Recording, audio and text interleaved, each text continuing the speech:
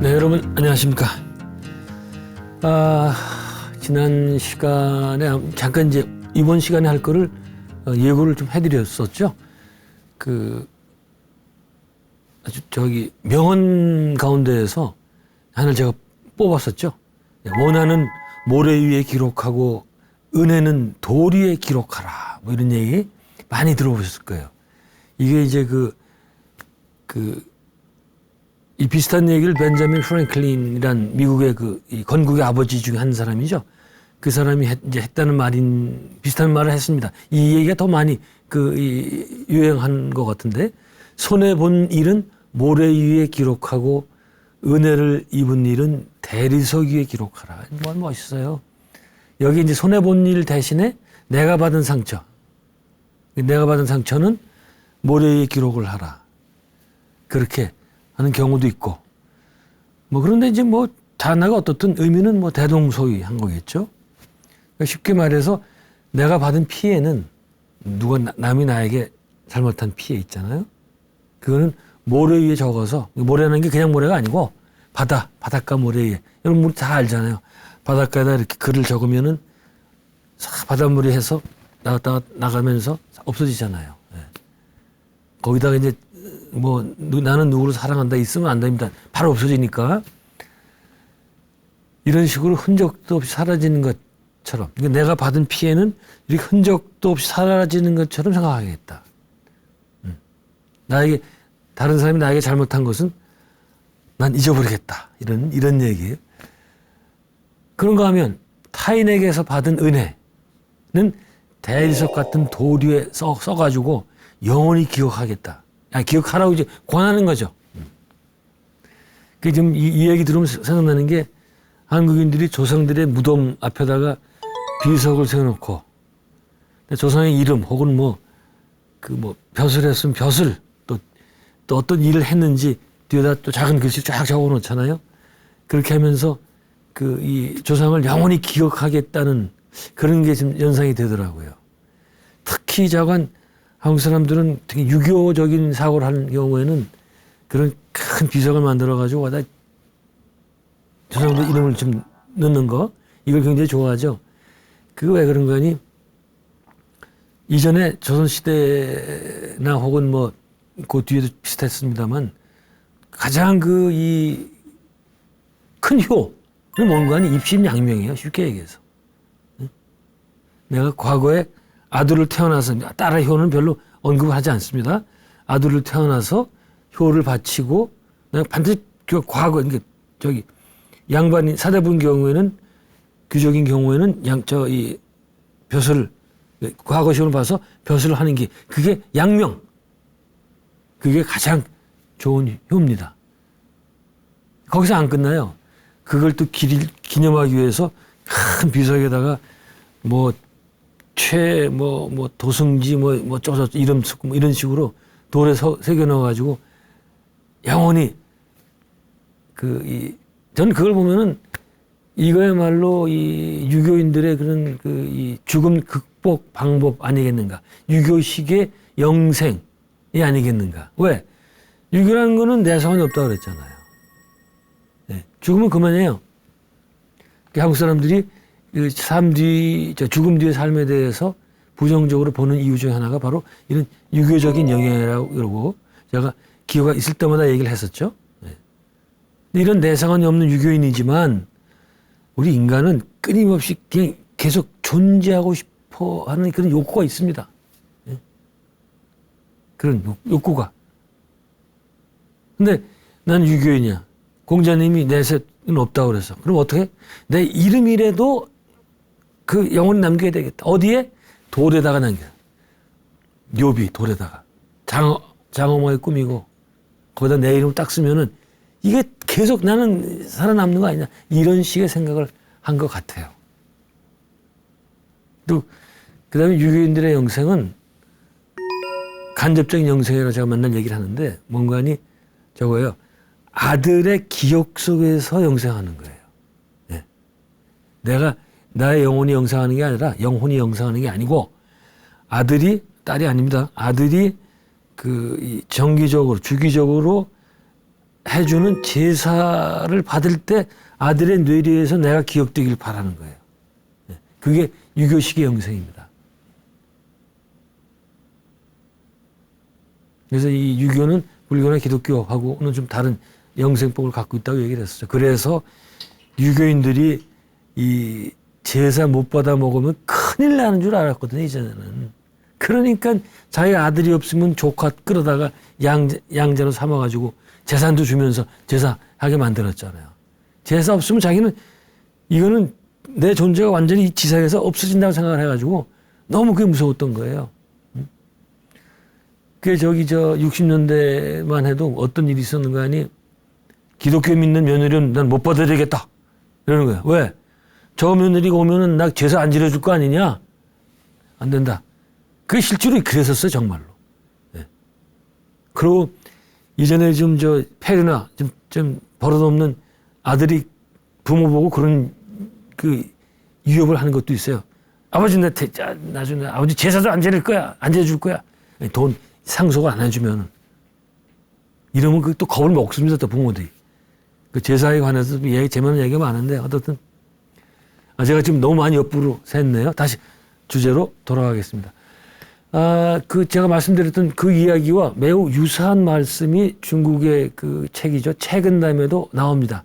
거기 보면 내가 베푼 것은 마음에 새기지 말고 내가 잘못한 것은 반대로 새겨야 된다, 마음에. 반면 남이 베풀어준 은혜는 잊으면 안 되지만 남이 행한 원한은 잊어야 한다.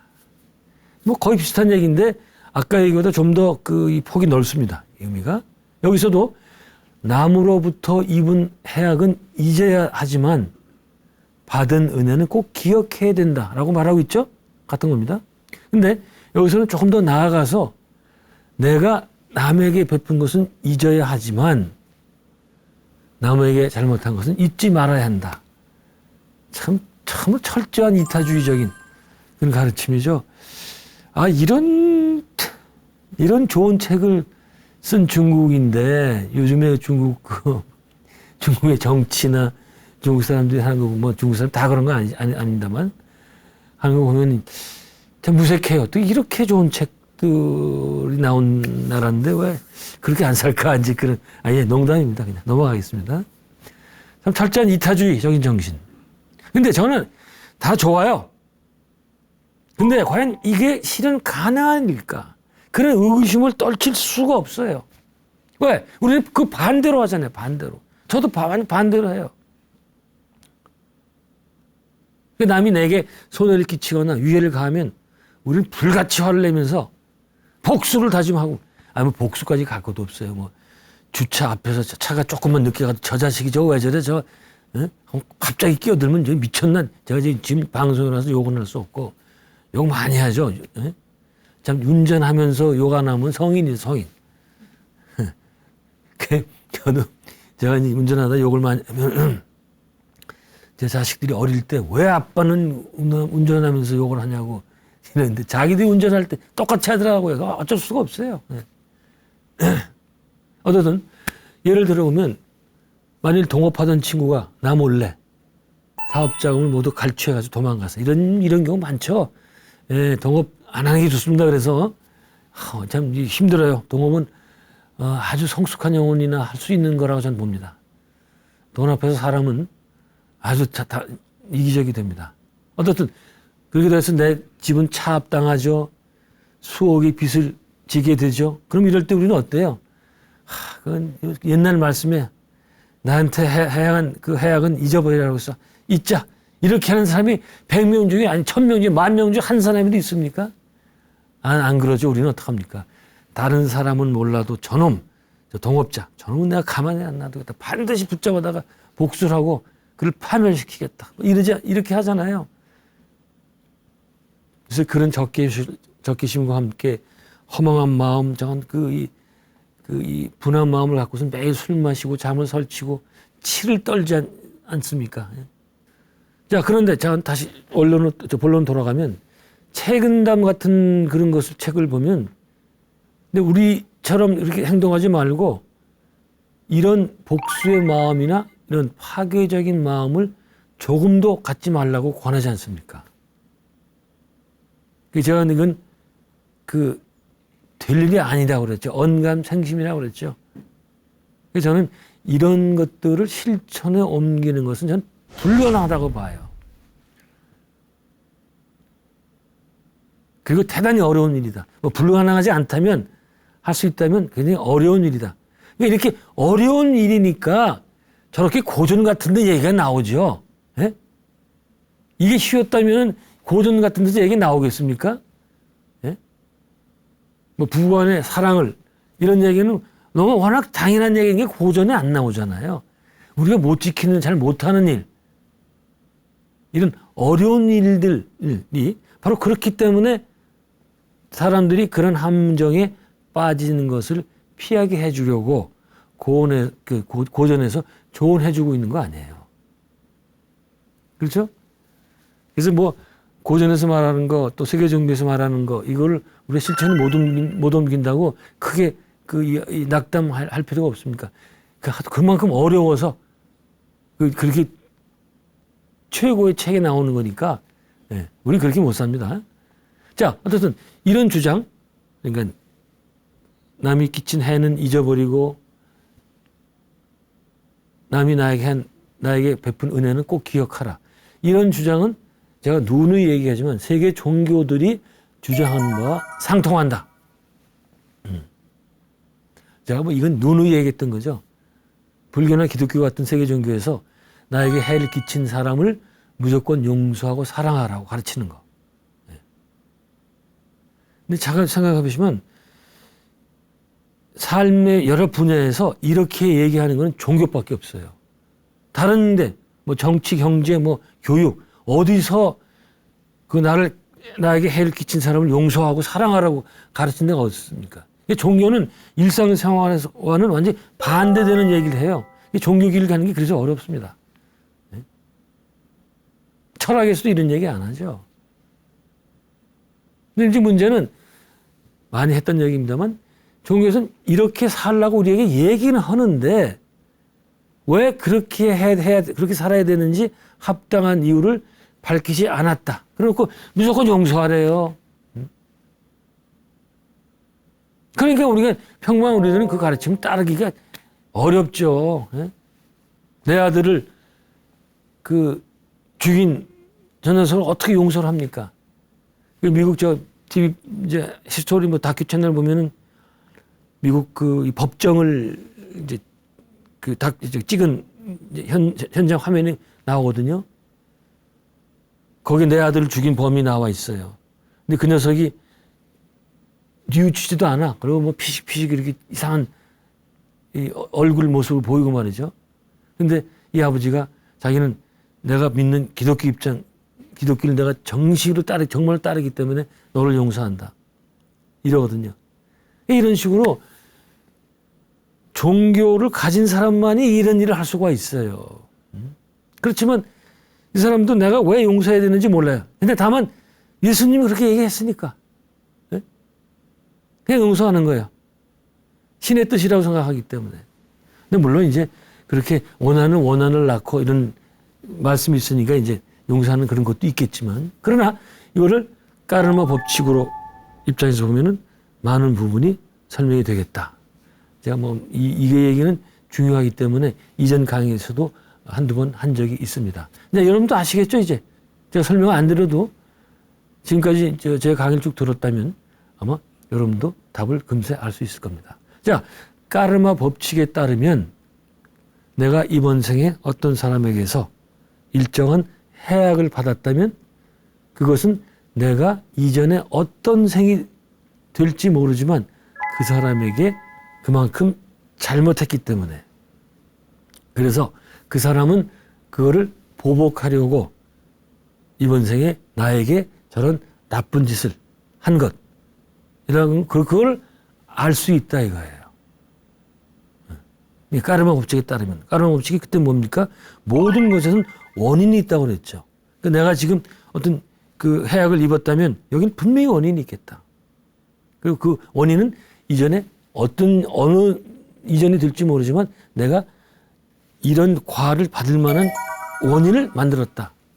이거다 이거예요. 그래서 만일 자 그래서 그 사람이 나한테 자기 까르마를 보복하려고 나한테 이제 해악을 끼쳤잖아요.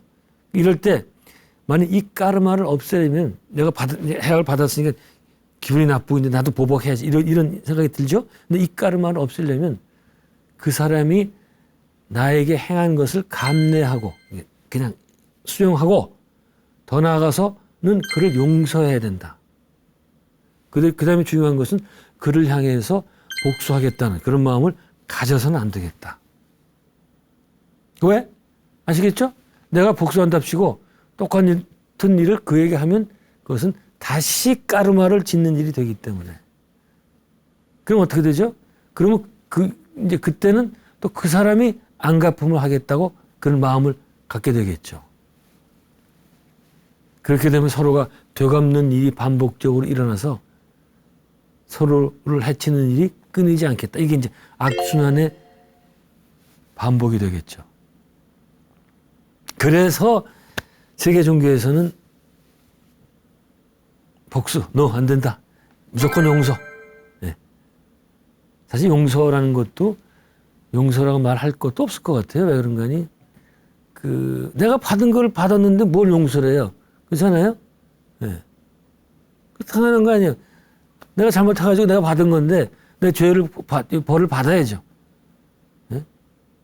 만일 예를 들어서 내가 학교에서 장난치다 걸려서 교사한테 맞았어요. 그러면 내가 교사를 용서합니까? 나를 때렸지만 난 당신 선생을 용서하겠어. 야, 안 그러잖아요. 내가 반성하고 요즘 저도 반성 안 했습니다만 반성하고 그냥 마는 게 제일 좋은 거 아니겠어요? 내가 왜 맞았을까? 아, 내가 잘못했구나. 앞으로는 그런 일 하지 말아야겠다. 이런 식. 똑같은 거예요. 남이 나에게 어떤 잘못을 하면 이건 내가 잘못한 것에 대한 벌을 주는 거니까 내가 잘못했구나. 이런 식으로 넘어가면 되겠다. 근데 그걸 굳이 어기고 굳이 복수를 감행하면 어떻게 되겠느냐? 어떻게 됩니까? 그래서 복수가 성공했다고 하자고요. 그럴 때 당사자 반응은 어떤가? 복수하기 전에는 내 아이를 죽인 원수니까 혹은 내 부모를 죽인 원수니까 반드시 잡아주게 된다.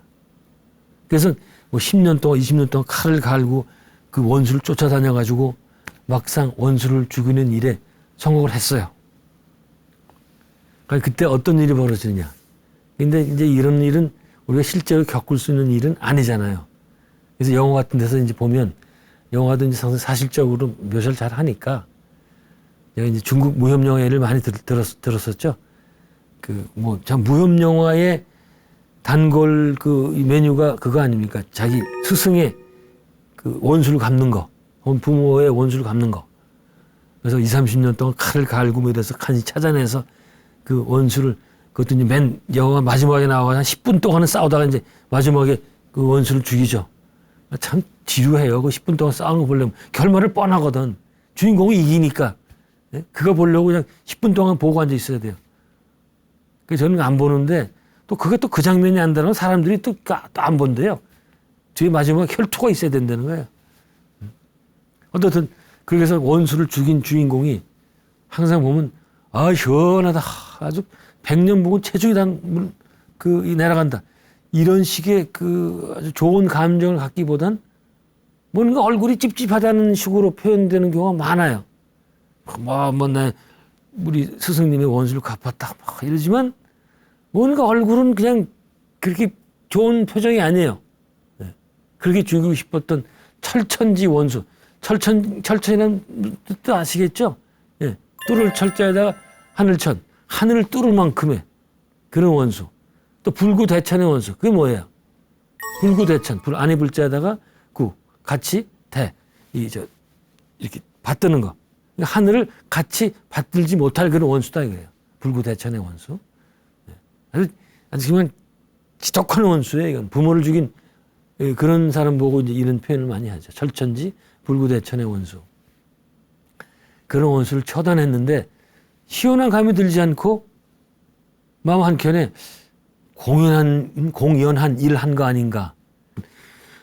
근데 본인의 의식, 일상 의식은 내가 이제 복수를 끝냈어요. 그때 나의 일상의식은 이 사태가 어떤 것인지 모르죠. 인식하지 못해. 그냥, 나 복수가 끝났구나. 뭐 시원하다. 뭐 이 정도지만 무의식의 차원에서는 아이고, 내가 무슨 잘못했구나. 내가 또 큰 업을 지었구나.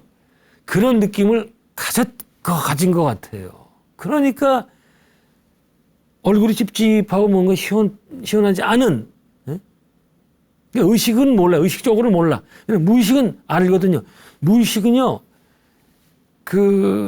제가 다른 책에 썼는데, 무의식은 다 알고 있다 해요. 다 알고 있다. 아시겠죠? 우리 의식은 몰라. 모르는 게 너무 많은데, 우리 무의식은 다 알고 있다. 우리 무의식을 공부하는 사람들끼리 이제 그런 얘기를 많이 합니다. 예. 무의식이야말로 우리 지혜의 창고. 그래서 우리는 이 무의식과 접선을 해서 그 지혜를 얻어야 되는데, 그 접선할 방법이 없다고 그랬죠. 가장 흔한 방법은 꿈에서 나타난다. 그건 두 가지 문제가 있는데, 꿈은 이 해석하는데 이는 쉽지 않기 때문에 공부를 해야 된다. 예. 두 번째는 이렇게 정기적으로 할 수가 없어요. 이 꿈이 매일 이렇게 보여주는 게 아니기 때문에, 예. 그렇기 때문에 이게 정기적으로 전일하게, 꾸준하게 공부할 수가 없어요. 꿈 가지고는. 꿈이라는 게 꿈의 그런 꿈이 갖고 있는 지혜, 꿈이 갖고 있는 엄청난 가능성을 거의 처음 얘기한 게 융일 거라고 생각이 듭니다. 융. 굉장히 전문적으로 얘기한 게. 프로이드가 물론 꿈의 해석을 써서 얘기를 했지만 프로이드는 꿈을 그런 식으로 해석을 안 했습니다. 프로이드 꿈의 해석이라는 책이 있잖아요. 다 읽어본 거지만 거기 보면은 전부 이 성적인 걸로 뭐가 나와도 전부 이 섹슈얼 디자인, 성욕이 억눌려서 나오는 거다. 그렇게만 해석을 해가지고 재미가 없습니다. 근데 융은 그걸 받아들이되 한 단계 더 내려가서 꿈속에서 나오는 인류의 집단적 무의식이라고 그러죠. 그게 꿈속에서 어떤 식으로 인류에게 지혜를 주고 있나. 이걸 많이 얘기를 하거든요. 제가 융에 대해서 얘기한 적이 있었죠. 그래서 우리는 그 꿈에 대해서 이제 꿈을 통해서 많은 걸 배울 수가 있는데 문제는 그 꿈이 바로 무의식의 보고이기 때문에 그렇게 되는 건데 접할 수 있는 이게 코드가 안 된다. 네. 그런 문제가 있다고 그랬었죠. 어쨌든 그래서 우리 무의식은 다 알고 있다. 왜? 무의식은 구스타프 융의 식으로 이제 말씀드린다면 인류의 집단적인 무의식, 집단적인 지혜가 다 저장되어 있기 때문에 예, 다 합니다. 이 사람이 무사가 부모의 원수를 처단한 무사가 의식은 모르지만 무의식에선 다 알기 때문에 뭐인가 내가 오늘 행한 이 복수의 행동 때문에 미래에 좋지 않는 과보를 받을 것이라는 그런 막연한 공포가 무의식 속에서 생겨나는 겁니다. 근데 그럴 경우에 이제 이게 그 다음 꿈으로 나올 확률이 커요. 이런 거는 굉장히 큰 공포이기 때문에 그래서 이제 악몽 같은 걸 꿀 확률이 상당히 높습니다. 예. 그래서 그렇잖아요. 이 꿈, 누굴 죽인다, 이런 게 사람 뇌리에 굉장히 나쁜 아주 부정적인 걸 죽이기 때문에 이게 보통 힘든 게 아니에요. 제가 얼마 전에 필름 봤더니 뭐 이라크전이나 아프가니스탄전에서 미군들이 많이 갔잖아요. 거기서 죽은 사람 병사보다 돌아와서 신드롬, 이 전쟁 때 후 신드롬, 뭐라고 그러지? 정확히 언어가 생각이 안 나는데, 그때 너무나 사람이 죽어가고 언제 습격을 당할지 모르겠다는 그런 불안감 이런 것들이요. 그것 때문에 신드롬 걸려가지고 그것 때문에 죽는 사람이 더 많다는 거예요. 전장에 죽은 사람보다 우린 전쟁 영화 보면 타닥 쏘고 기가 막히게 배우들이 잘하잖아요. 그러나 그 뒷모습은 그렇지 않단 말이에요. 본국에 돌아가서 미국에 돌아가서 불안해서 참지 못하는 거예요. 분명히 미국인데 어디서 또 그냥 총이 따다닥 날아올 것 같고 말이죠. 도무지 고향에 들어오는 생각이 안 든대요. 그게 거기 이 사람들 치료를 못 하다가 그 마약 있어요. 뭡니까 엑스타시라는 그 마약 있잖아요. 그 종류의 마약인데 마약을 그게 사실은 굉장히 좋은 의료 치료제인데 이게 잘못 간 거예요, 마약으로. 그걸 썼더니 이 사람들이 그제서야 여유를 갖고 감당을 해냈더라. 그런 예가 있더라고요. 그러니까 사람을 죽이고 그러는 거가 사실은 우리 정신을 황폐케 합니다. 제가 한번 일전에 어떤 여기 강의에서 그랬었죠. 그 영화를 보면은 이 뭐 살인 현장 아주 그 처참하게 이 사람이 죽은 살인 현장 가서 배우들이 뭐 형사로 분한 배우들이 가서 뭐 아무렇지 않은 것처럼 뭐 어쩌고저쩌고 떠드는 거 있죠. 그거 아니란 말이에요. 그런 게. 얼마나 처참해요. 그때 그 형사들이 받는 그 상처가 굉장하대요. 그래서 그 끝난 다음에도 그것 때문에 아주 힘들어하고 그런 거예요. 그래서 이렇게 복수를 하고 난 다음에 자기 아버지 죽인 스승님을 죽인 연수를 한 다음에 시원해하고 깊은 잠을 편하게 자고 이런 사람 전 보지 못했어요. 여러분들도 이런 걸 좀 감안해서 행동의 지침으로 삼으셨으면 좋겠다. 뭐 그런 겁니다. 자, 그 다음으로 유념해야 될 일은 내가 남에게 잘못한 것은 꼭 기억해야 한다는 거. 이건 참 대단히 중요한 것인데 의외로 세상에서는 이것을 그다지 강조를 안 합니다. 근데 최근 되면서 이렇게 거론한 거예요. 참 중국에 참 기가 막힌 책들이 많은데.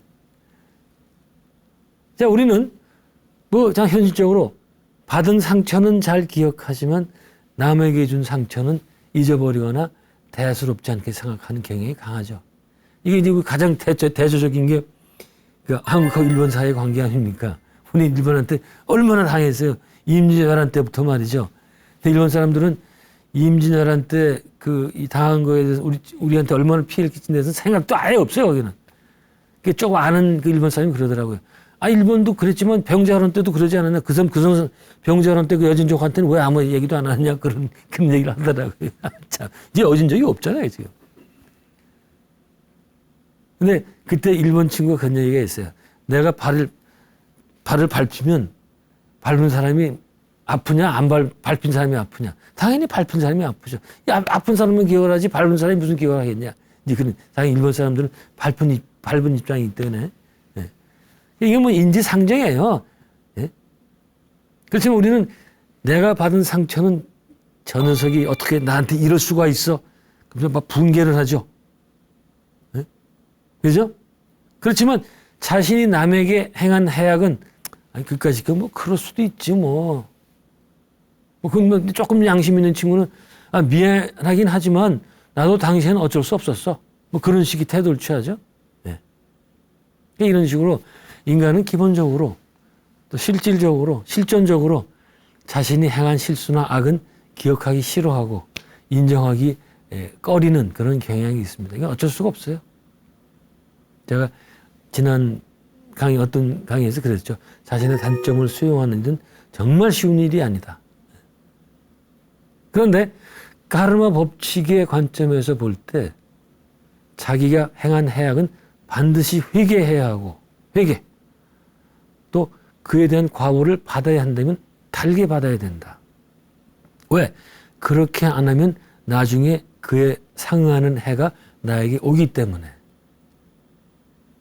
또 그런 부정적인 까르마가 남아서 나에게 좋지 않은 일이 생기게 이런 일이 있단 말이죠. 그래서 이 과보를 제때 받지 않고 미뤘다가 나중에 받으면 총량이 커질 수도 있고 그래서 당사자가 더 괴로워할 수가 있어요. 그래서 받을 때 받는 게 제일 낫다 이거예요. 제가 얘기할 때 이제 많이 드는 비유가 있습니다. 우리가 차 운전할 때 내비를 이제 듣고서 가잖아요. 그 내비가 일로 빠지세요 그러잖아요. 그때 우리가 야 네가 뭐라 내가 여기 갈 거야. 이러고 가는 경우가 종종 있잖아요. 근데 그렇게 말 안 듣고 가면 어떻게 돼요? 또 다시 다른 길을 얘기해 주죠. 그때는 어떻게 돼요? 먼저 거보다 더 고통스러운 돌아가고 이래야 되니까. 예. 이런 거다 이거예요. 그냥 받을 때 받으면 돼. 그냥 가라고 할 때 가면 되는데 인간은 자유지가 있기 때문에 얼마든지 거역할 수가 있습니다. 예. 그냥 거역 못하는 사건도 많아요. 아무 자유지가 있다지만 자기가 해놓은 게 있는데 그 엄청난 그 도도한 까르마의 흐름 그걸 저항 못할 이게 그냥 속수무책으로 받을 때가 있어요. 그때는 받아야 됩니다. 굳이 그냥 안 하겠다고 말이죠. 예? 또 미루고 나중에 그 계속 내비가 이리로 가세요. 그 다음에 안 가서 또 이리로 가세요. 또 안 가고 계속 가봐. 어떻게 되겠어요? 나중에 이제 감당을 못하 자기가. 예. 그 얘기를 하는 거예요. 그래서 이 까르마도 받을 때 받자. 그게 제일 우리한테 좋다. 그런 겁니다. 이 사람이 제가 자살하는 것도 안 된다고 얘기하는 것도 사람은 자살할 수 있어요. 네. 자유지가 있기 때문에. 네. 이원생의 그 까르마 일정을 보면 자살해서는 안 되는 그런 사람이 자살할 수 있습니다. 네. 그런데 만약 자살하게 된다면 나중에 엄청난 그 나쁜 까르마가 가는 주의에 그건 절대로 하면 안 되겠다. 정말 나쁜 까르마가 갑니다. 안 됩니다. 자살하는 거는. 네. 이걸 참 안타까워요. 이거 어떻게 좀 절실하게 얘기했으면 좋겠는데. 자, 더 큰 문제는 말이죠. 여기서 우리가 자신도 모르게 상대방에게 해를 가한 경우. 이건 참 이런 예가 많은데 내가 무심코 뱉은 말이 상대방에게 큰 상처를 주는 경우. 나는 아무 기억이 안 나죠. 전혀 몰라요. 네. 이런 경우 많거든요. 나중에 얘기를 들어봤더니 그때 얘기를 했더니 자기 상대방이 그때 굉장히 상처 많이 받았단 말이죠. 이때 까르마 법칙은 어떻게 작동이 될까요? 나는 잊어버렸다 해도 이거는 상대방에게 부정적인 까르마를 만들었죠. 그러면 그 부정적인 까르마는 그 상대방과 나와 그 기운이 통할 때 나에게 오게 돼 있습니다. 그래서 나는 그걸 받아야 돼요. 그 부정적인 까르마를. 네. 제가 그렇게 생각을 해요. 그래서 그냥 좀 조금 더 비근한 예를 들면 왜 우리 살다 보면 작지만 좋지 않은 일들이 자꾸 일어나는 경우가 꽤 있었죠. 그렇지 않아요? 그 이제 여러 가지 해석할 수가 있는데 그 해석 중에 하나는 과거에 자기도 모르게 남에게 나쁜 일을 한 경우 그게 쌓여서 이렇게 작은 정도로 나에게 해악을 끼치는 거 아닐까. 이건 여러 가지 해석 중에 하나입니다. 꼭 그렇다는 게 아니고. 네. 자, 이것과 연관해서 다음 이야기를 생각해보면 재밌을 것 같아요. 무슨 얘기인가 하니 제가 이제 강의할 때 많이 하는 얘기입니다. 몇 번 한두 번 정도 얘기한 것 같은데 본인이 모르고 짓는 죄와 알고 짓는 죄 가운데 어떤 것이 더 나쁩니까? 라고 제가 이제 강의할 때 물어보면 사람들은 보통 다 이제 알고 짓는 죄가 더 나쁘다고 대답을 해요. 대부분. 왜?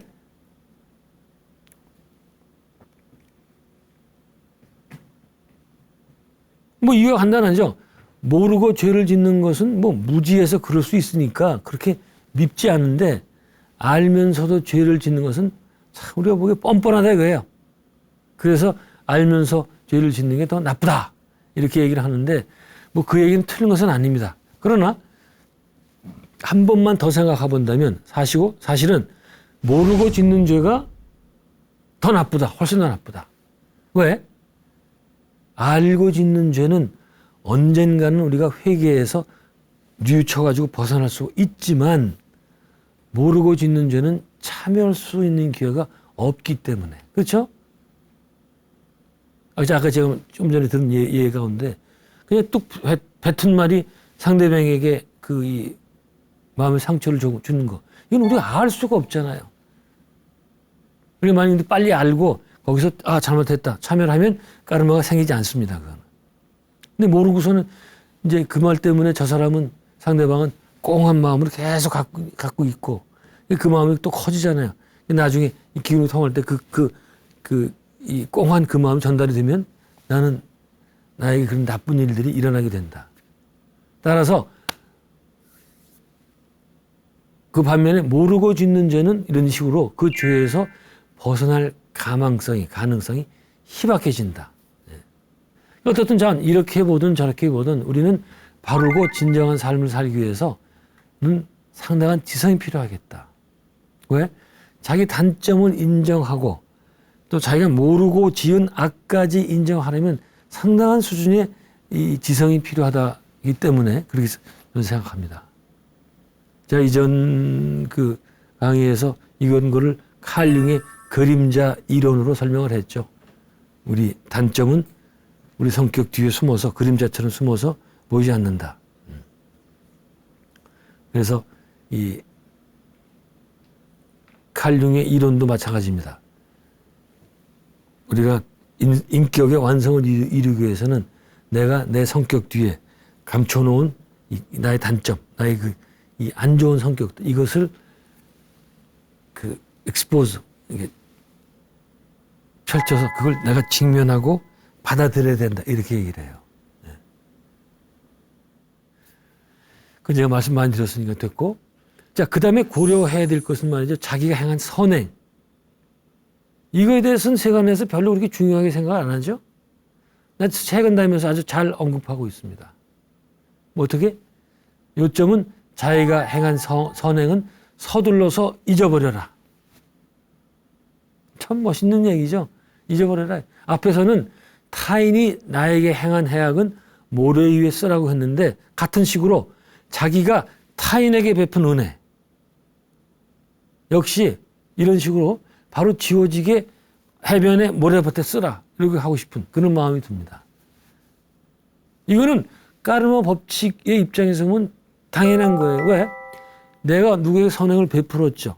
이것은 내가 이전에 내가 받은 것을 되갚는 것뿐이에요. 생색 낼 이유가 없죠. 왜? 그냥 당연히 해야 될 일을 하는 거니까. 내가 남에게 그 진 빚을 갚으면서 그걸 선행이라고 뻐길 필요는 없지 않겠습니까? 내가 돈을 빌렸다가 갚으면서 내가 돈을 갚으니까 난 참 멋있는 사람이야. 이런 식으로? 이렇게 얘기하면 안 되는 거죠. 돈 갚고 잊어버려야죠. 근데 그걸 또 굳이 어기고 자신의 선행을 자랑하고 또 상대방에게는 또 왜 고맙다고 얘기하지 않느냐. 그래서 자기가 선행을 했으니까 당신 you must say thank you. 고맙다고 얘기해야 된단 말이야. 이렇게 이 힐난을 한다면 그것은 다시 부정적인 까르마를 짓는 일이 되겠다. 그러니까 남에게 좋은 일을 했다면 그저 자신에게서 파생되는 긍정적인 에너지를 느끼고 내가 다른 사람에게 좋은 일을 하면 자기 존재 전체에 이 긍정적인 힘이 흐르게 됩니다. 그다음에 잊어버리라 이거예요. 그게 본인에게 가장 이롭다. 그래서 이것은 세계 종교, 불교나 기독교 같은 세계 종교가 말하는 것과 일치하겠다. 기독교 마태복음 6장 3절 목사들이 이렇게 얘기하죠. 그걸 보면 옳은 소리 하는 일을 왼손이 모르게 하라. 그러면 숨은 일도 보시는 내 아버지가 갚아주실 것. 이렇게 나오거든요. 아버지는 신이죠. 숨은 일도 보신다는 게 참 재밌죠. 모든 걸 다 보고 계시다 이런 얘기예요. 맞습니다. 우리 무의식이 다 보고 있어요. 같은 걸. 또 우주의식도 다 보고 있습니다. 요새 말로 하면 또 이 외계인도 다 우리 보고 있다고 이제 그렇게 얘기하는 사람이 많죠. 그런데 그렇게 얘기하면 어떤 사람은 오른손을 하는 일을 왼손은 모르게 했다면 적어도 그럼 오른손은 아는 거 아니냐 말이야. 이렇게 반문할 수 있겠죠. 맞습니다. 그 오른손도 모르게 해야 돼요. 그 불교에서 그렇게 하잖아요. 아무도 모르게 해라. 뭐야? 어떻게? 상대방도 나도 모르게 해라. 그래서 불교에서 주는 사람도 없고 받는 사람도 없고 그저 주는 것만 있게 하라. 네? 그게 진정한 보시다. 그런 얘기를 하죠. 참 불교에 멋있는 얘기 참 많죠. 근데 그게 가능합니까? 예? 그게 가능해요? 뭐 거의 우리 같은 저희 저차원적인 중생들은 가능하지 않습니다. 그래서 까르마 입장에서 볼 때 이렇게 하는 게 아무도 모르게 이 불교의 얘기는 이렇게 아무도 모르게 해야 하는 것이 가장 큰 공덕이 쌓인다. 이렇게 봤기 때문에 그래요. 여기서는 바로 의도를 중시하는 것. 그래서 이렇게 중시하면서 가능한 대로 이 자만심이 올라오는 거, 나는 천행을 하고 있어 이런 거, 이런 자만심이 올라오는 것을 막아야 된다. 이런 얘기거든요. 이게 지금 불교에서 말하는 보시가 굉장히 중요한 주제이기 때문에 이건 제가 다음 시간에 다시 한번 앞에 시간을 충분히 갖고 얘기하는 게 좋겠습니다. 네, 오늘 여기까지 하겠습니다. 네, 고맙습니다.